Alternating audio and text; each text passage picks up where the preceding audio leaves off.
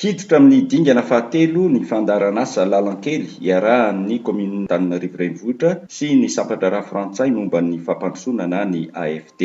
Teny Akazomanga ao amin'ny boriboritany fahatelo sy fahaenina ny ben'ny tanàna n'Antananarivo Ramatoa Lalo Ravalomanana sy ny delegasiona avy amin'ny AFD no tarihana Andriamatoa Jean David Nodé hanala amin'ny fahasahiranam-ponina izany fotodrafitrasa nojerena izany izay ahitana lalankely, tetezana, tatatra, toeram-patsakana ary trano fidiovana sy fivoahana.